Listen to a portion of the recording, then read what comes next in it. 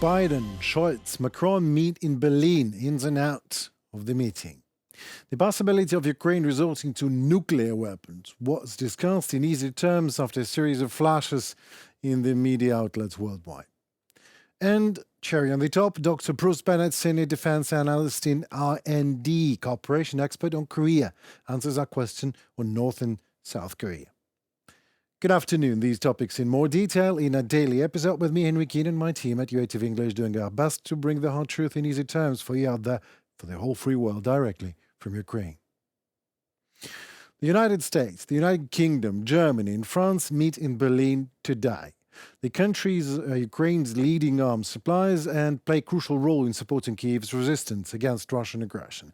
The question is whether the upcoming meeting of the Western leaders will lead to major strategic decisions. The US president was supposed to convene a leader-level meeting of the Ukraine Defense Contact Group, also known as the Ramstein Summit, in Germany on October 12, where Ukraine's victory plan was to be presented. Did not happen. No, not because of Russia this time, unless Russia can cause any hurricanes in the United States. Hurricane Milton was the reason, and no new date for the summit has been set yet. Instead, President Volodymyr Zelensky went on a European tour to present his plan to German Chancellor Olaf Scholz, UK Prime Minister Keir Starmer, French President Emmanuel Macron, and Italian Prime Minister Giorgia Meloni, hoping to rally support among Western allies. And Ukraine's president pitched the plan to Mr. Biden while visiting the US in late September. As UATV have explained recently, Ukrainian officials have revealed some parts of Victory Plan, those related to Western military and political support for Kyiv's struggle against Russia's full-scale invasion. Some are still classified, but one goal is absolutely clear. Which one of these big nuclear countries suffered? All of them? No, just Ukraine. Who gave away nuclear weapons? All of them. No, just Ukraine. Who is fighting today? Just Ukraine. Talking to Donald Trump, I told him, what is the way out? Either Ukraine will have nuclear weapons, and then this is defense for us, or we should have some kind of an alliance. Today, we do not know any effective alliances other than NATO. NATO countries are not in a war. NATO countries are not fighting a war. All the people in NATO countries are alive. Thank God. This is why we choose NATO, not nuclear weapons. We are choosing NATO. Well, obviously, Zelensky is pushing for renewed military and financial support from Europe amid concerns that backing could weaken if the former United States President Donald Trump wins next month's election. Well, I'm going to say it aloud anyway. I'm not so sure that Trump's presidency is actually going to put an end and even somewhat endanger military aid to Ukraine. My way of thinking may look strange, but only at a first glance. Playing super populistic and loud orange genius on the political stage. Trump, when at real power, tends to shift to a way more realistic and negotiable political form, and we've clearly seen that change during his first term. That change happens to almost all the populists getting to the real personal power, as real personal power comes with a real personal burden, real personal responsibility. The one that usually outlasts the presidential term, and America is no Russia, and Trump has been already impeached, indicted, convicted of felony, and spent some time in jail even, so I'm certain he cares about what happens after his presidency, not only if it happens. Meanwhile, Russian forces continue to make gains along Ukraine's eastern front and target critical energy infrastructure as the winter looms. Following Ukraine's withdrawal from Vuhledar, Russian forces have been focusing their efforts against the Donetsk Oblast towns of Pokrovsk, Toretsk and Kurakhove, where outnumbered and outgunned, our forces are slowly but still losing ground under the pressure. In easy terms, if only the West would want, for some reason, to defend values it preaches for and would have had a political will to act accordingly, the war would be over in a week's time from this very wrap-up, and it ends with a victory of proclaimed Western values, including Ukrainian sovereignty. And whatever the decision in Berlin will be there, one thing is clear. There has to be a decision that is followed by action.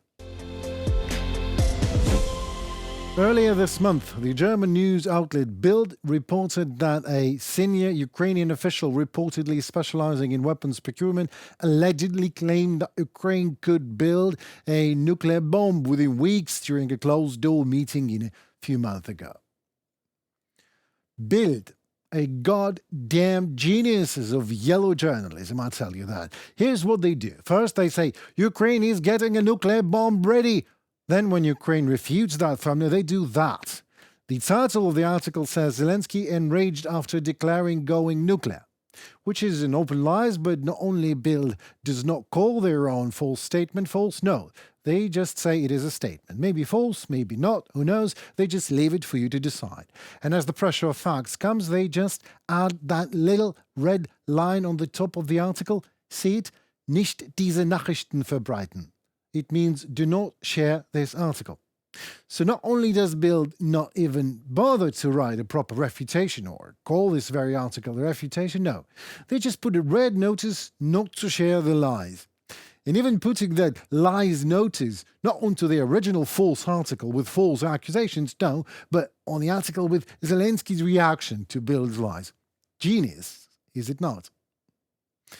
Ukraine officially refuted the insinuations of unnamed sources in the German Bild publication regarding Ukraine's alleged plans to develop weapons of mass destruction. Ukraine has been and remains a committed party to the Treaty on the Non-Proliferation of Nuclear Weapons, to which it acceded in 1994, having renounced the world's third most powerful military nuclear capability, just by the way. Unlike Russia, Ukraine honors its obligations and counts on other responsible international actors to do the same. We call on the international community to unite in implementing the peace formula, particularly its first element, radiation and nuclear safety. He Tiki, Ukraine's Ministry of Foreign Affairs spokesperson. Well, is Bild working for Russia? Some might ask. Yes or no, who knows? It doesn't matter as a matter of fact. The fact is that Bild does all it can get the views and the crosslinks up, everything, at whatever cost. And if Russia also pays for that, then why not? It's a free world, right? That tolerant enough to allow yellow media to break red deals with dictatorships just like that. Bild. Dr. Bruce Bennett, Senior Defense Analyst in R&D Corporation, expert on Korea, answers questions on UATV. Doctor, hello. Hello, good to see you. It's good to see you too. You probably heard the last part that I was talking about Bild. I was a bit enraged, but I'm not going to ask any. Yeah, all right. So I'm sorry for that, but I'm not going to ask you any questions on Bild publications, but North Korea, my first question. Is North Korea really that closed to the rest of the world as we think? Because it seems like it does some trade and some political contacts are held, or am I wrong? Oh, it does trade primarily with China. 90% of its trade in the last, 5 or so years has been with China. So it's pretty closed. With COVID, it closed down even more. Now it's opening up a little bit, but it appears that Kim Jong-un has concluded that the most dangerous thing to him is outside information. His people are starting to realize that the regime is telling lots of lies. And so as outside information percolates in, he's in jeopardy. I mean, Kim has even said K-pop is a vicious cancer that is corrupting the morals of his younger generation and could cause his regime to collapse like a damp wall. So he's trying to put the wall up and to keep outside information out. But to do that, you've also got to keep outside trade out. So it's largely isolated. K-pop can bring down the Kim Jong-un's regime. That's the moment that I started loving K-pop right now, right over here on this very spot. But So when we say North Korea, we say Kim Jong Un, his power is like absolute, and there are no personalities and forces to establish contact with, aside Comrade Un. Is that the case? So can we be talking to someone in right now, or is that impossible? We can certainly talk to his elites. Hmm. Some information permeates into the elites and it gets passed around from them. We should be definitely focusing on that. Think about it from the elites. They've got individuals who are working overseas in commerce, in diplomatic issues, and so forth. And those people are sending information back to their families. We ought to be speaking to them, but we also ought to be using capabilities like Voice of America, Radio Free Asia, defector radio links to try and communicate information into the North to help affect the opinions of the elites. I just wonder if these people that are working overseas from North Korea, do they listen to the K-pop, you think?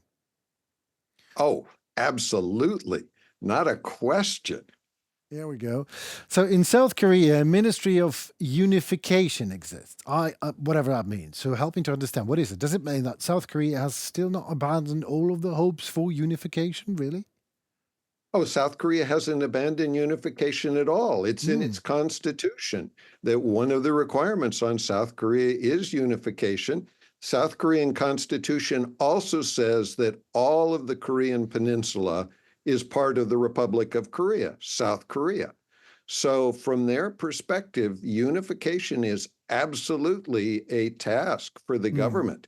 And the Ministry of Unification is pushing forward. But the more important thing to note is South Korean President Yoon did not accept Kim Jong Un's statement that he was renouncing unification.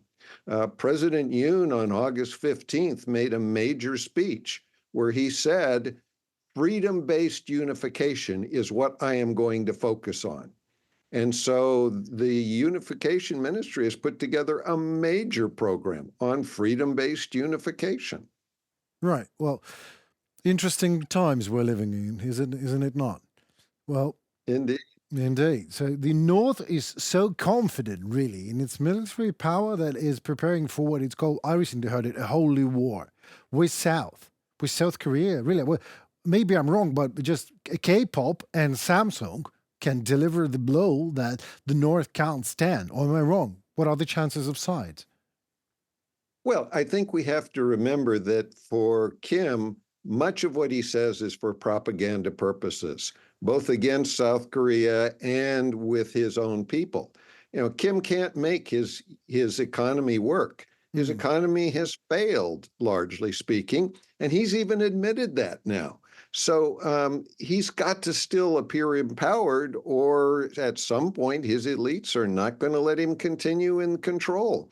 So he's trying to appear like he's very powerful, very capable, and we have to decide how to try and penetrate that and overthrow that appearance without causing a war. It's one of those difficult propositions. So help me to understand. To be looking more empowered and powerful, he sends his troops to Russia, right? Is that right?